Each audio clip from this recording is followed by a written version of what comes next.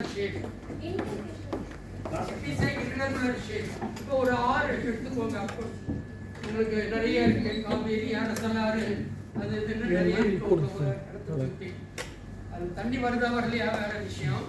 Okay, அதுல ஒரு cross செக்ஷனை போட்டு அதுல வந்து அந்த ஏரியா, அந்த கிராஸ் செக்ஷனல் ஏரியா எப்படி கண்டுபிடிக்கணும். இப்போ ஃபார் எக்ஸாம்பிள் இதுல வந்து மேல வந்து ஒரு ஸ்ட்ரைட் லைன் வச்சு கட் பண்ணிட்டார். ஆனா கீழே உள்ள ஷேப் இல்லையா, கீழே உள்ள ஷேப் வந்து இட் இஸ் ஹைலி irregular. இப்போ இதே கிராஸ் செக்ஷன் வந்து ஒரு சர்க்கிள் ஆவோ அல்லது ரெக்டாங்கிள் ஆவோ, ஏன் ஈவன் ஒரு சின்ன பாலிகனா இருந்தா கூட யூ குட் கம்ப்யூட் ஈஸிலி. ஏன்னா ரெடிமேட் ஃபார்முலாஸ் இருக்கு. ஆனா இந்த மாதிரி இருந்துச்சுன்னாக்கா பண்ண முடியுமா? முடியாது இல்லையா? இதை எடுத்துக்கோங்க. இது என்ன பைப். இந்த பைப்ல தண்ணி வருது. ஒரு பைப் வழியா வர தண்ணி வந்து இவ்வளவு தண்ணி அப்படின்னு மெஷர் பண்ணதுக்கு ஈஸியா முடியும் இல்லையா? பைப்போட லெங்த், பைப்போட கிராஸ் செக்ஷன் பாத்தீங்கன்னாக்கா சர்க்கிள். ஸோ சர்க்கிளோட area πr square multiply by the length, you will get the volume. And ஒரு கியூபிக் ஃபுட் அப்படின்னாக்கா அதுக்கு எத்தனை லிட்டர் அப்படிங்கிறதுக்கு there is a separate formula. So total you could calculate very easily. Yeah, because of the regular shape, and the regular shape la ready-made formulas are available. ஆனா practical situations la இந்த மாதிரி ரெகுலராக இருக்க போறதில்லை இல்லையா? ஏன்னா இயற்கை வந்து எப்பவுமே வித்தியாசமா தான் இருக்கும். அதை வந்து ஒரு கூட்டுக்குள்ள அடைக்கவே முடியாது. What we are all doing is only approximating it. We are approximating it. இல்லையா? So இப்போ the question வந்து என்னன்னா, how to measure the quantity of water in a lake or in a river and so on. எப்படி பண்றது? இதான் problem, ரைட்டா? So இந்த ப்ராப்ளத்தை எப்படி சின்ன சின்ன ப்ராப்ளமா உடைக்க போறோம்,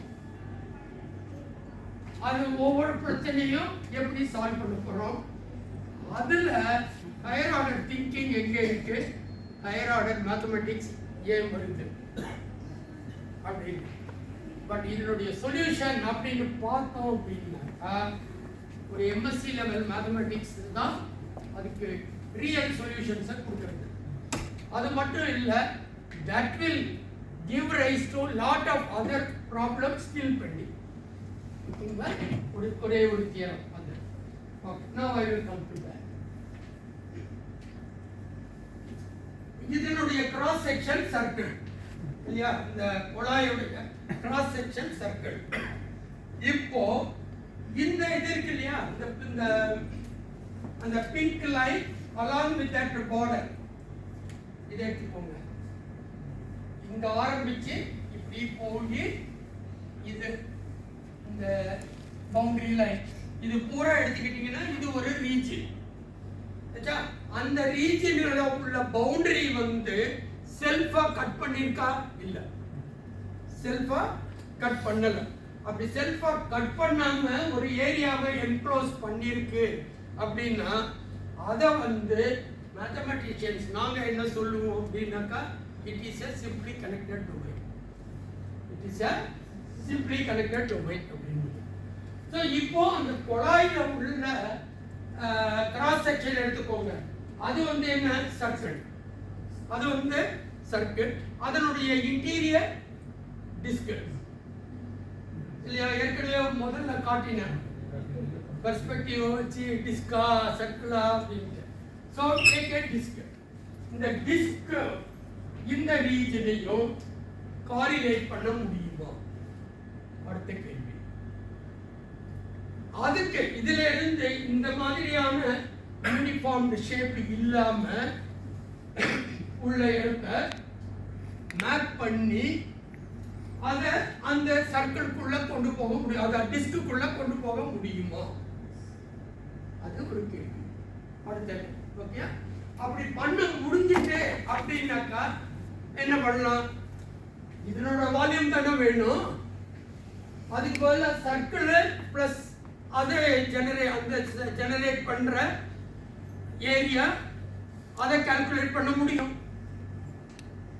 அப்போ இங்கிருந்து அங்க வந்து ஒரு ஃபங்க்ஷன், ஒரு டிரான்ஸ்ஃபர்மேஷன் இருக்கு அப்படின்னு ப்ரூவ் பண்ணிட்டோம் அப்படின்னாக்கா இங்க உள்ள பிரச்சனையை அங்க கொண்டு போயிடலாம், இங்க உள்ள பிரச்சனையை அங்க கொண்டு போயிடலாம்.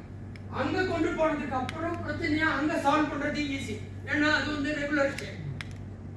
அங்க சால்வ் பண்ணிட்டு திருப்பி அதே டிரான்ஸ்ஃபர்மேஷனை யூஸ் பண்ணி இங்க கொண்டு வந்துடுறோம். இதுதான், இது ஆல்மோஸ்ட் எல்லா பிரச்சனைக்கும் இதுதான். எந்த டொமைன்ல பிரச்சனையோ அந்த டொமைனை மாத்தி வேற ஒரு இடத்துக்கு அதை கொண்டு போயிட்டு அங்க பிரச்சனையை சால்வ் பண்ணிட்டு அப்புறம் சொல்யூஷனை இந்த பக்கம் கொண்டு வந்துடுறது இல்லையா? ஸோ ரொம்ப சிம்பிளா, நமக்குலாம் சின்ன வயசுல வீட்டிலே அது நடந்திருக்கும். ப்ராக்ரஸ் ரிப்போர்ட் வாங்கி போனீங்கன்னு வச்சுக்கோங்க, சின்ன வயசுல என்ன பண்ணுவாங்க, அப்பா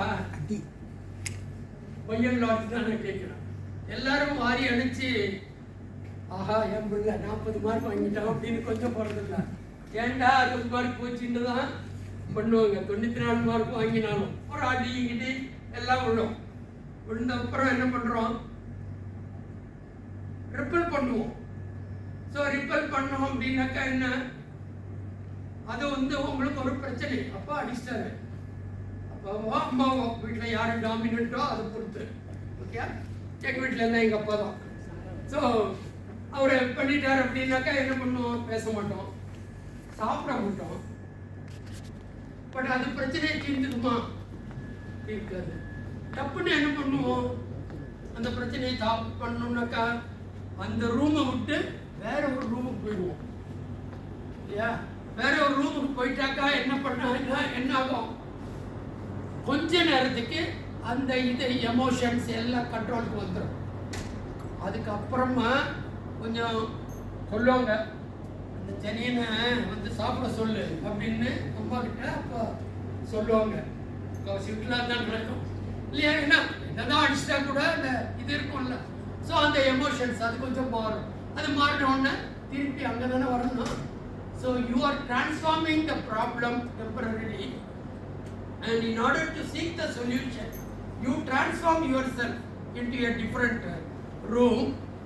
கொஞ்ச நேரத்துக்கு அப்புறம் அப்பா கோவம் தணிஞ்சிடுச்சு, so you come back here.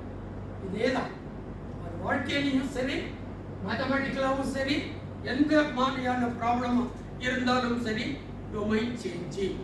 So அதனால மேத்தமெட்டிக்ஸில் இந்த டொமைன் சேஞ்சிங் ஃபங்க்ஷன்ஸ் அப்படின்னு இருக்கு நிறைய. இதனுடைய ரோல் ரொம்ப ரொம்ப முக்கியம். அதுக்கு தான் நான் இப்போ வர போறேன். ஸோ இந்த டிஸ்க்ல இருந்து இந்த ரீஜனுக்கு ஒரு மேப்பிங், அந்த மேப்பிங்க்கு பேரு ரேமான் மேப்னு பேரு. ரேமான் மேப்பிங் தியரம் அப்படிங்கிறது எம்எஸ்சி லெவலில் காம்ப்ளெக்ஸ் அனாலிசிஸ் படித்தவங்க படிச்சிருப்பாங்க. ஓகே, பட் இப்போ வரைக்கும் ஞாபகம் வச்சிருப்பீங்களான்னு தெரியாது. unless you teach that course you may not remember. நான் 50 வருஷம் முன்னாடி படிச்சது.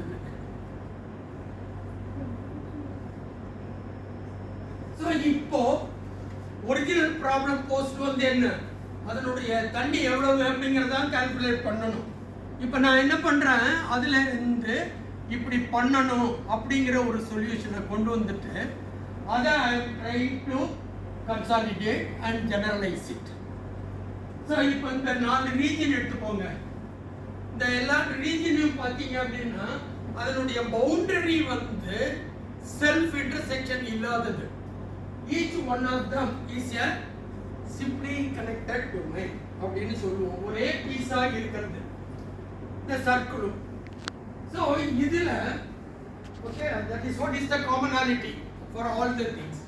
இப்போ இதுல இருந்து all these shapes are bounded by a closed curve without self intersection. Each of the enclosed region is called simply connected region. ஒரே பீஸா இருக்கு, அவ்வளவுதான். Interior is single piece. இப்போ இந்த ஒவ்வொரு இதுல இருந்தும் ஒரு ஃபங்க்ஷன் கொண்டு வர முடியுமா சர்க்கிளுக்கு? The answer is yes.